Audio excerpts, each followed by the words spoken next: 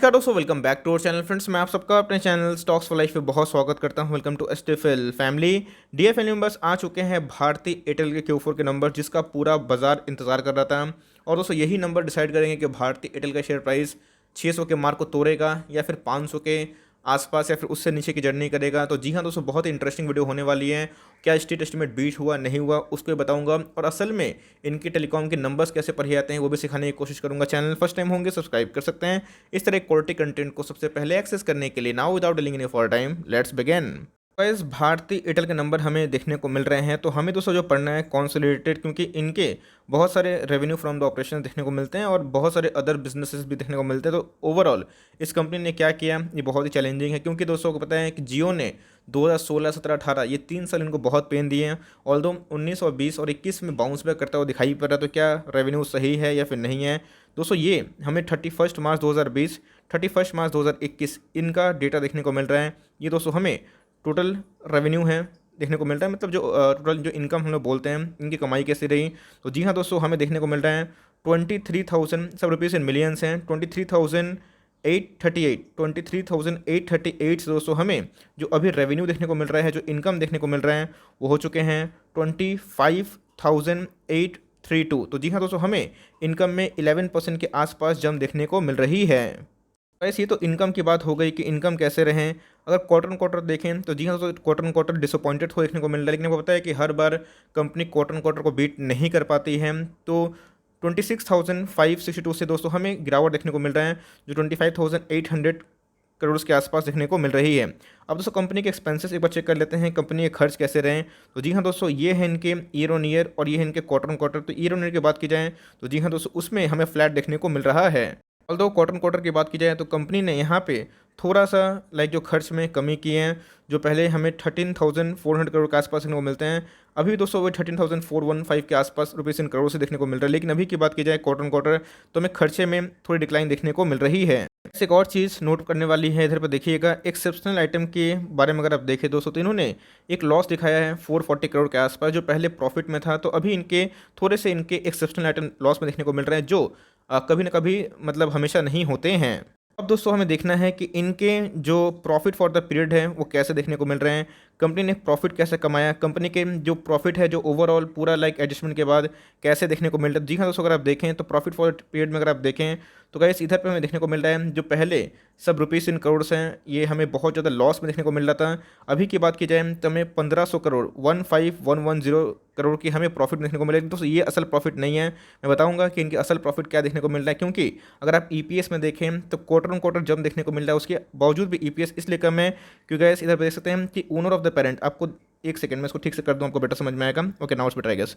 Owner of the parent of the company दोस्तों आपको देखने को मिल रहा है, ये पहले कितने थे, आपको बहुत ज़्यादा लॉस में देखने को मिल रहे थे। अभी की बात की जाए तो वो दोस्तों पॉजिटिव में आ गए हैं। पहले इसी कंपनी ने 5,200 करोड़ के आसपास लॉस पोस्ट किया था, लास्ट क्वार्टर की मैं बात बोल रहा हूँ। अभी की बात की जाए तो 579 करोड़ का इन्होंने प्रॉफिट पोस्ट किया है। जी हाँ, पहले जो इनके लॉस में थे नंबर्स अभी प्रॉफिट में आ चुके हैं। और जैसे मैं बताया दोस्तों कि इनके ओनर्स का जो पेरेंट कंपनी के कितने प्रॉफिट होते हैं वो ज़्यादा मैटर करता है।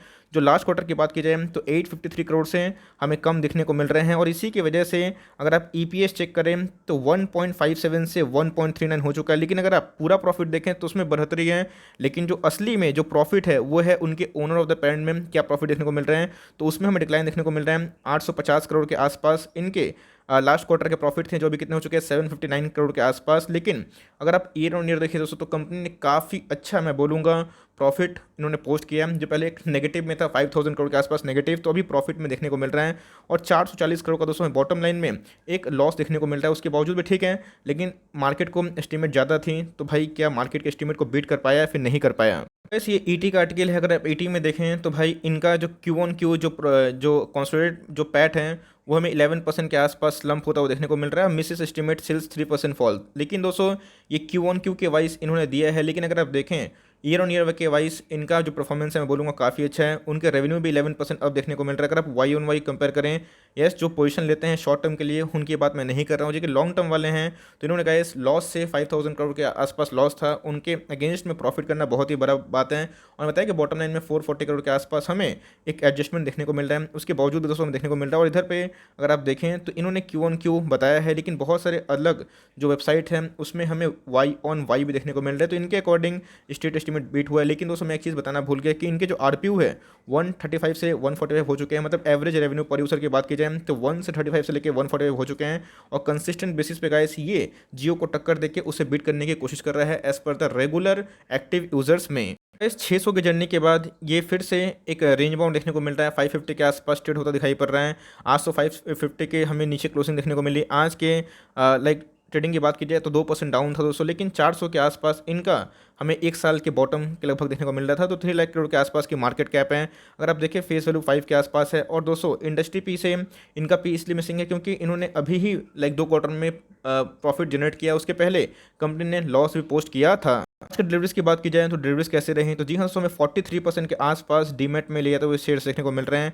अगर आप देखें तो 1 करोड़ 13 लाख शेयर्स ट्रेड हुए, जिसके अगेंस्ट में 49 लाख जो शेयर्स को डीमेट में ले जाया गया है।